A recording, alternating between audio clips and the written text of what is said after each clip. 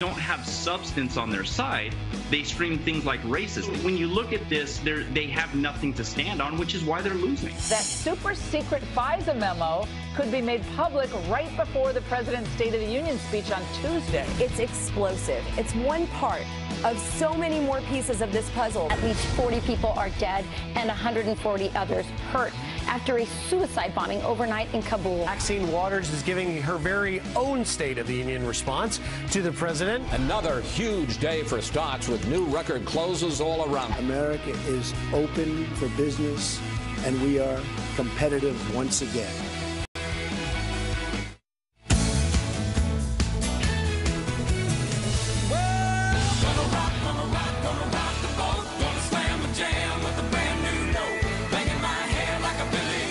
We got boats. We got big boats. That boat, all those boats just make me think of Hayward, Wisconsin in the summer. Not right now, though. In Hayward, Wisconsin, there's not a river or a lake that isn't frozen over. So if you're looking at we got a boat show in the plaza later on in the show, and we'll get you kind of teasing the fact that in a couple of months, that makes me miss our boat. My brother-in-law has a couple of boats down where my family is in South Florida, and it would be a fine day to be on a boat on the water, but we'll take the second best, which is to be on a boat in New York City in the middle of Midtown. Or on a couch in New York City looking at boats. But fortunately, we get to be here talking about the massive amount of news from immigration reform to FISA memos to the president in Davos and every European CEO living them. We got to bring in Corey Lewandowski, chief strategist for America First. Corey, I got to get right to this. The president has put a legislative framework on the table. It is double what Democrats were asking for in the beginning. Now they're calling it a racist ransom note. What do you make of this planned framework, and what do you think is with Democrats who should be saying, I think, to themselves, hey, this is pretty good? Well, the Democrats are never going to support an election day or an election year plan that the president puts forward, no matter what it is. They were obstructionists when it came to his tax plan, which is now we see the fruits of that. We see all the companies reinvesting. And when it comes to this immigration framework, what the president said very clearly is, let us build the wall on the southern border because we're a sovereign nation and we want to keep criminals out. That's very important to us. And if we do that, and if we end sanctuary cities, and we get rid of this visa lottery system, and we end chain migration so we can control who's coming into the country, we'll look at the 1.8 million people who are already in the system here and have a potential path to citizenship over a 10 to 12-year period. But there is no path to citizenship without the wall. I thought the Democrats wanted to bring more people in. They wanted to let people into the country. They wanted to make these people citizens. But when the president proposes it, their answer is, let's stop. This isn't an acceptable solution. Corey, you're right. So the President Trump came out and said not just 800,000, but 1.8 million DACA recipients or dreamers may get a path to citizenship. Not good enough for Nancy Pelosi. Here's what she had to say in response to this proposal. The president put forth a plan. That plan is a campaign to make America white again. They are changing the character of our country by what they are putting forth. They bring a tear to the eye of the Statue of Liberty, and they bring fear to the hearts of people who are here playing by the rules. So, Corey, you just want to make America white again. You know what I want? I want everybody to see that clip because Nancy Pelosi wants to be the next Speaker of the House. And if the Democrats have their way, they will take back the House and she will be the Speaker. She is so out of touch with reality right now. She lives in a sanctuary city, a city where a beautiful girl by the name of Kate Stanley was killed by an illegal alien who was deported 5 times. Let's build the wall on the southern border, put $25 billion in. Let's build the wall, which is what the president's promised, to keep killers out from coming into our country. I think it's a very fair thing to do. But Corey, conservatives will say, You ran against amnesty. You ran against a pathway to citizenship. This is giving away the farm on the opening bid. What do you say to that? Well, I do think you have to be very careful and understanding where the opening bid is. I think it's a lot of people. 1.8 million people is a lot of people to be talking about. Look, this is triple what the Obama administration had proposed. Candidly, we don't know how many illegal aliens are in our country. We don't know within a few million. And supposedly there's 690,000 DACA recipients that would have qualified. Let's find out where this is. But the most important component is you have to end chain migration. You have to stop the sanctuary cities. You have to end this visa lottery program. And you have to build a wall on the southern border so there has to be some give and take, but you have to get those things done first and foremost. But let me jump in here, Corey. So why isn't the conversation, when you talk about that number and conservatives upset about 1.8 million, this differs from 1986 and Ronald Reagan, which was amnesty for 3 million, 4 million that came out of the shadows and applied. This is targeting specifically these dreamers, targeting specifically the children that were brought here illegally, and giving them what Democrats want. Why are they not Democrats saying, okay, this is what we want, but we have a problem with this? Why aren't they at least willing to say, okay, this is a starting point? Because the Democrats are obstructionists. They don't want to actually talk about real issues. Because if they did, they would come to the table. They would say the people who came to this country through no fault of their own, is what their argument is, because their parents brought them in as children, should be the first ones, because they didn't do anything wrong, to have the opportunity to become a citizen. And what the president has now proposed is looking at a very selective group and having a conversation about them. We haven't decided what that's going to be, but by having a conversation. The Democrats' first response is absolutely not. We don't want to do this, because they have no interest in actually having a policy about anything other than stopping the president's agenda. Corey, I agree. You know I'm Hispanic. I look at this, and I think a lot of Hispanics are going to be really angry at the Democrats. They had 8 years to solve immigration. This is border security was always the sticking point. He's saying, solve the immigration, solve the border problem, and you will get twice the number of Hispanics on a pathway to citizenship. I think this is a really tough deal. I think this is going to expose the Democrats for who they are, that they just want to run on DACA. They do not want to help these kids stay here. They're using them. Rachel, we're going to see it very clearly over the next coming weeks, and I hope the president talks about this during his State of the Union speech on Tuesday night. It gives the president the opportunity to go right back to the American people and say, you know, crying Chuck Schumer and Nancy Pelosi are really good at these sound bites, but they don't actually want to govern. And this is why Washington has been broken. This is why the American people sent Donald Trump to Washington, D.C., to actually get things done, which is to build the wall on the southern border. Let's get it done for a change. Let's stop talking about it. Corey, moving on to another big topic. The stock market set yet another record yesterday, up 200 points. The economy continues to move forward. Companies continuing to give bonuses, and the president in Davos, with even the New York Times had to acknowledge a warm reception from international leaders, recognizing that this president has kickstarted the economy.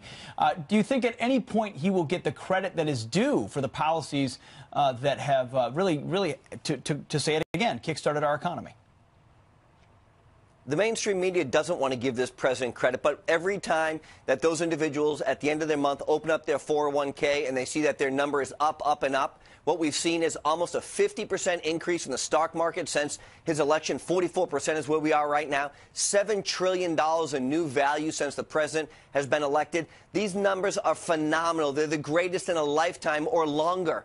And the mainstream media doesn't want to give this president credit. Look at all the companies that are reinvesting, that are giving their employees bonuses or increasing their hourly wages. That is real money in the pockets of real people. And again, the Democrats want to say it's crumbs. They want to say $1,000 doesn't make a difference in people's lives. I don't know where they live. I don't live in San Francisco, but in New Hampshire, where I live, $1,000 is a big difference in people's lives.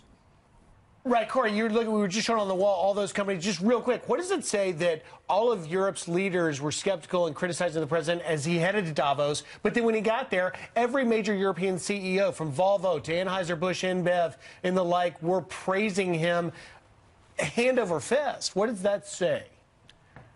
This is quintessential Donald Trump. You know, when you don't know him and you haven't had a chance to meet him, it's easier to criticize him. Then you meet him and you realize how gracious he is and how warm and friendly he is. He wants to bring those businesses to the United States. He told them we now have a competitive tax plan for the corporations operating in this country, which puts us in a global marketplace much more competitive. He says, come here. We are the greatest country in the world. We want your investment. We want you to be here. We are open for business, and what that means is more jobs for our country, more jobs for our citizens, and more opportunity. And those international corporations are looking at what Donald Trump has done on the corporate side and on the tax side and saying, we want to invest in America for the first time in the last 9 years. Corey, you can almost set a watch on his foreign trips. The New York Times is going to drop something on the Friday during that trip to change the conversation. More recently, it was the new nugget that was not a new nugget because we knew about it in June, that they alleged that President Trump wanted to fire Bob Mueller and potentially instructed his staff to do so, even though there's a lot of muddy waters about what actually happened. It looks like they're trying to build an obstruction case potentially through the special counsel, making the case that he wanted to obstruct the investigation into so-called Russian collusion. Well, Senator Richard Blumenthal was on another network talking about this and was fairly blunt. Take a listen. There's a credible case of obstruction of justice against the President of the United States. And what we're seeing, in fact, extraordinarily, is obstruction of justice, in a sense, unfolding right before us in real time with the actions and statements that he's making. He has no right to misuse the powers of his office to intimidate witnesses, to fire prosecutors, to withhold documents or destroy them. And that is a very clear line that evidently he doesn't respect. Corey, this is an important point. They've moved on from collusion because, as you've said time and time again, there is none. But they moved on to obstruction, and it looks like they're building both a public and private case to make that.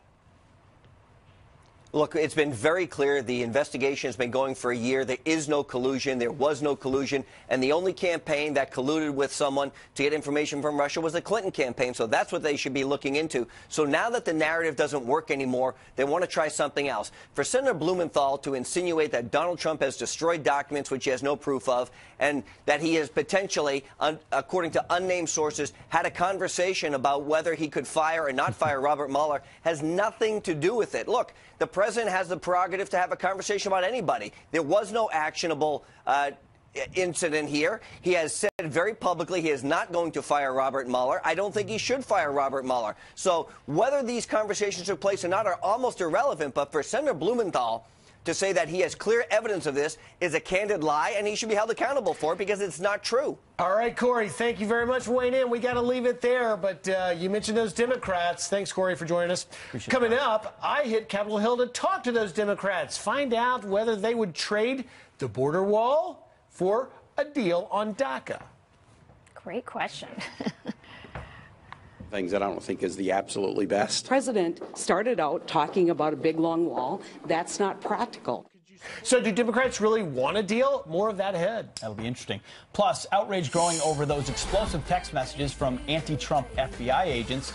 Now a new poll shows voters they want a special prosecutor to investigate the FBI itself. Tom Fitton says Americans from both parties want answers. He joins us next.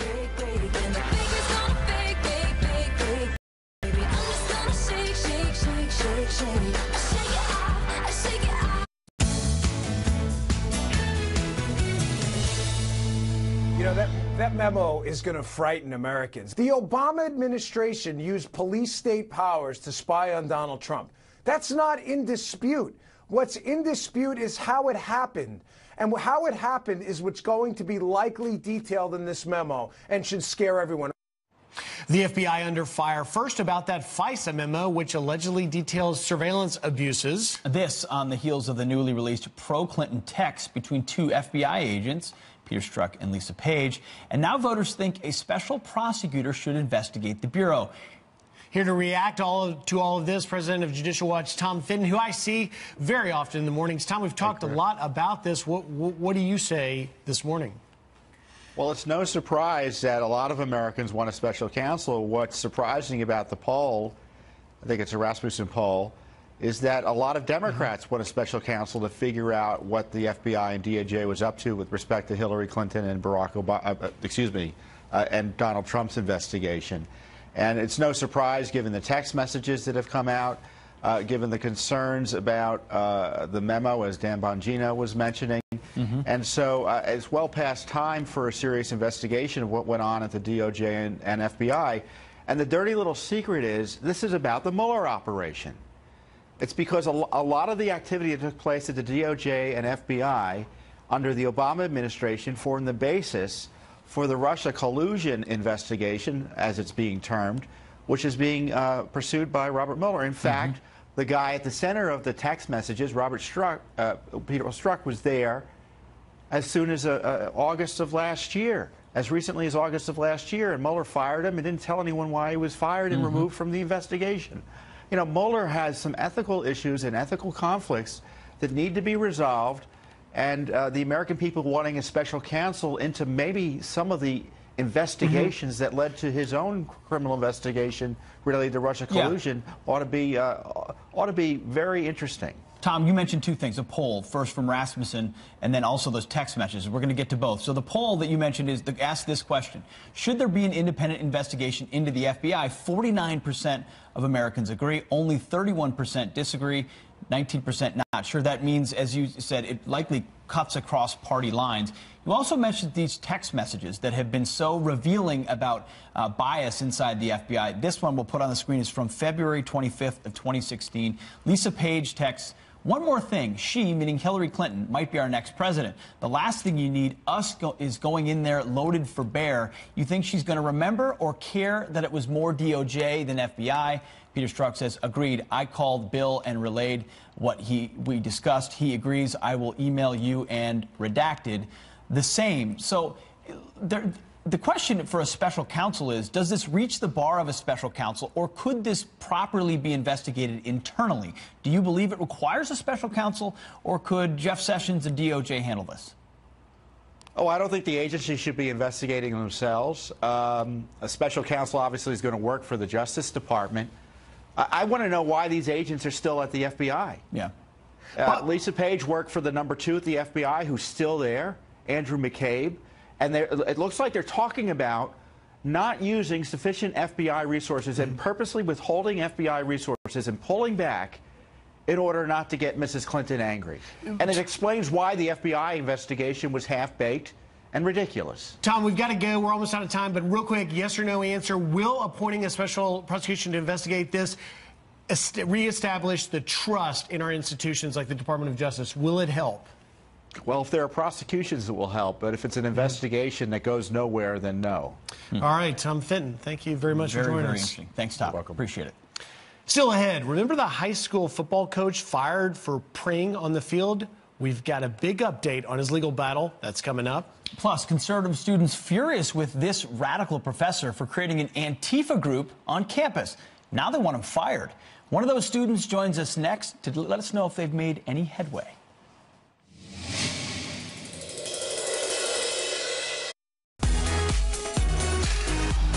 Their activity.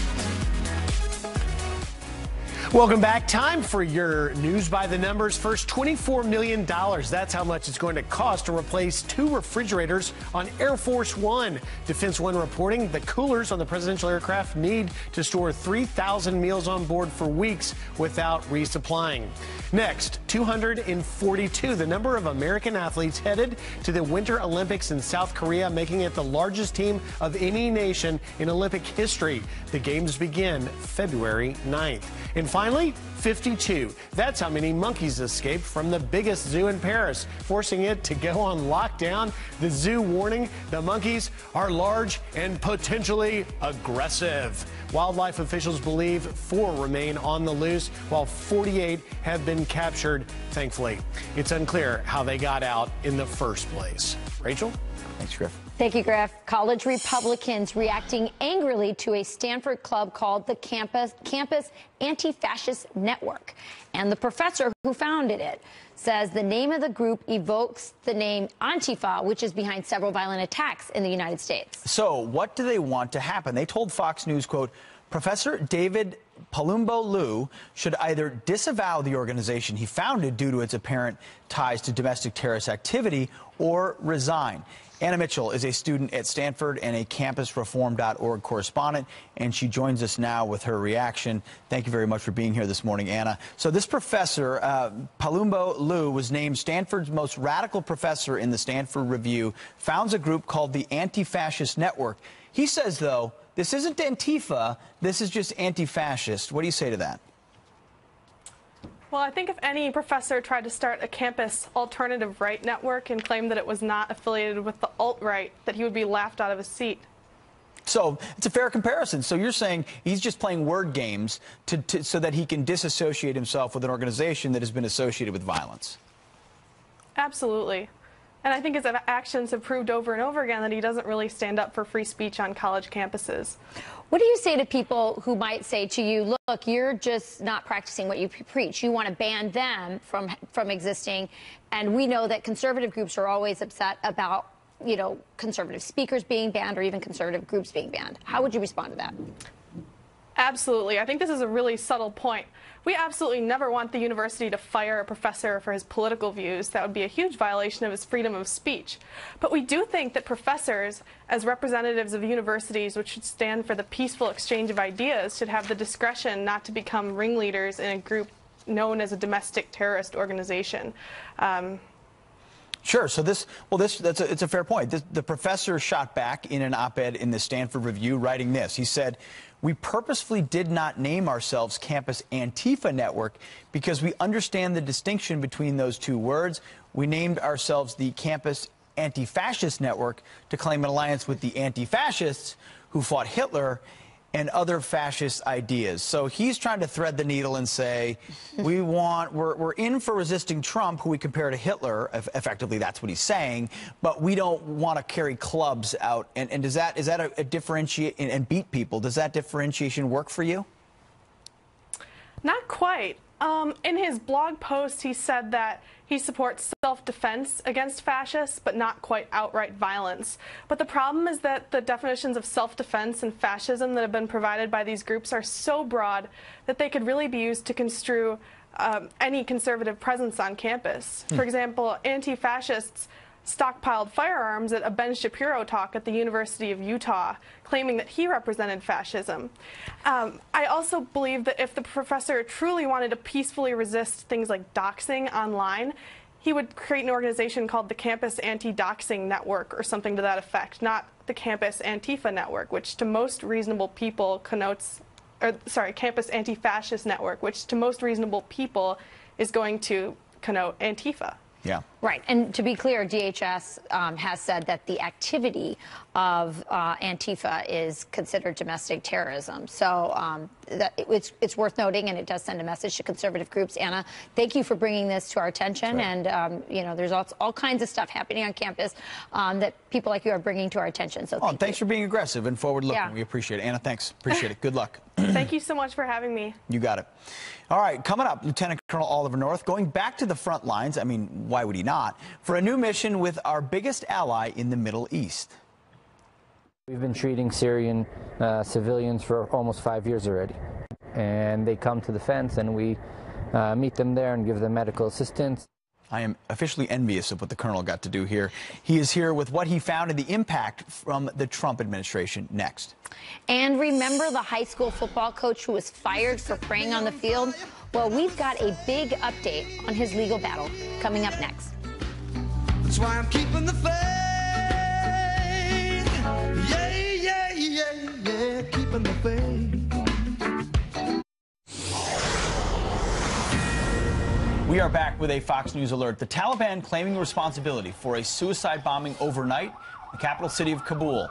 At least 63 people dead and 151 others injured. Officials say the attacker driving an ambulance packed with explosives through security checkpoints, detonating the bombs when police recognized him. The area is home to foreign embassies. This attack coming 1 week after the group's deadly siege of a luxury Kabul hotel, killing at least 25 people, including 4 Americans. Here to weigh in, Fox News military analyst, Lieutenant Colonel Oliver North. Colonel, good morning. What's your reaction to this? Good morning, Griff, Rachel, Pete. Good morning. What's your latest reaction to this attack? You know, Griff, you and I have been covering this thing out here, and Pete as well, now for 17 years. And I repeated exactly what I told the last administration. The Taliban, Al-Qaeda, ISIS, Haqqani network are not going to go away until they have no safe haven left. And their safe haven is a place called Pakistan. And if Iran has their way, there'll be another safe haven to the west of the country promoted by Iran for Hezbollah. So Hezbollah is rapidly becoming the express delivery service for opium. And so you look at those kinds of problems, it calls for something different as a strategy than throwing more Americans into the fight as U.S. Marines and soldiers in fixed bases. Look, the killing season hasn't even started yet. Yeah. It's got 3 or 4 months more of winter out there, and it's just going to get worse in the springtime, Pete. Absolutely. No, it's a complicated situation. We could talk about it quite a bit. I know the administration's focused on it. But right now, we can tell that you're in Jerusalem, you're in Israel. What has brought you there? Yeah. Well, this is our Freedom Alliance annual trip to the Holy Land with Inspiration. And when I got a call from some friends in the IDF saying, hey, how would you like to go to Syria with one of our units, I just couldn't turn them down. So that's what I sent you. Well, in fact, we want to show that here. Take a look at what you shot. Kobi Marom is a reserve officer in the Israeli Defense Forces, the IDF. One of Israel's security concerns is the growing role of Iran in neighboring Syria. Colonel Marom took us to Israel's border with Syria to show us why. It's a struggle between Israel and the Iranian regime. They try for years to create some challenge along this border right here to bring the Hezbollah and other terror organizations to create some challenges and escalate the situation. Israel maintains strong points and observation posts all along its borders with Lebanon and Syria. But there's one military outpost with a dual mission: defend the homeland and help the victims of the bloody Syrian civil war. Major Y took us to an Israeli army unit on the Golan Heights engaged in what they call Operation Good Neighbor. We've been treating Syrian civilians for almost 5 years already. And they come to the fence and we meet them there and give them medical assistance and evacuate them to the Israeli hospitals here. And we are fully committed to giving as much humanitarian assistance as we can.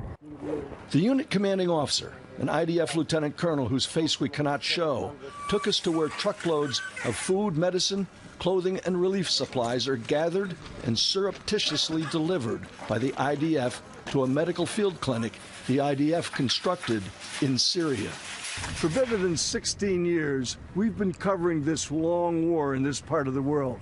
This is the Syrian border. And inside this area, protected by the Israeli Defense Forces, you're going to see something we haven't covered yet, but it should be. The IDF brought us to this medical center. It's staffed and operated by Friendships, an American humanitarian relief organization. Hi. Terry Shields is the site manager for this remarkable facility that very quietly, without fanfare or chest thumping, treats and cares for hundreds of sick and injured Syrian civilians every day. I asked Terry what she needs most at this austere facility. We need doctors, we need nurses, we need volunteer medical staff. Colonel, great piece. I just want to point out that we didn't see any Syrians on camera there being treated. Why is that?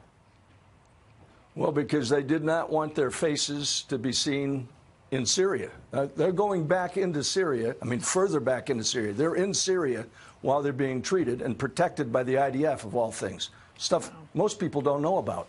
And when they go back home, they would be targeted for being collaborators, simply for trying to get a sick kid some medical treatment, or maybe a blanket, or perhaps cold winter clothing because of how cold it is out there. And we were mighty cold when we were out there. You notice I got tongue-tangled while I was talking to him. Look, this is one of the best good news stories to come out of the conflict that's gone on for over 6 years inside Syria. And the bravery of the IDF troops who do this in the middle, well, surreptitiously was the word I was told to use, surreptitious deliveries, and the amount of protection that they give to that camp reflects great credit on them and the Americans who donate to this cause and who are staffing that hospital. Well done, Colonel. A story that, most of the wider Middle East would never know. Israelis defending that border. We see a wall there, and we've heard it's quite effective there, but also helping those coming to that wall in need of help. Colonel, thanks a lot, and exactly stay safe right. there. Appreciate it. Thank you. Thank you, Colonel. Semper Fi. You got it. Semper Fi. Turning now to your headlines. Terrifying moments for a father robbed at gunpoint by a suspect disguised as a mailman. His 9-month-old son sitting in the car. The robber forcing the man into his Philadelphia home as 3 more thieves run inside, stealing $5,000 and iPhone 7, house, and car keys. Officers believe the victim, a professional poker player, was targeted. He suffered minor injuries and the baby wasn't harmed. They're still searching for all 4 suspects. A high school football coach refusing to back down in his fight for religious freedom, Joseph Kennedy, who was fired from his assistant coaching job in Washington State 2 years ago after leading his team in prayer, now vowing to take his battle to the high court after a circuit judge rejected his appeal to get his job back. Where does it leave me is hopefully the Supreme Court, somebody who actually hear the case that I have a fair shot with. The school district claiming Kennedy acted as a, quote, teacher with a duty to the district and not as a private citizen.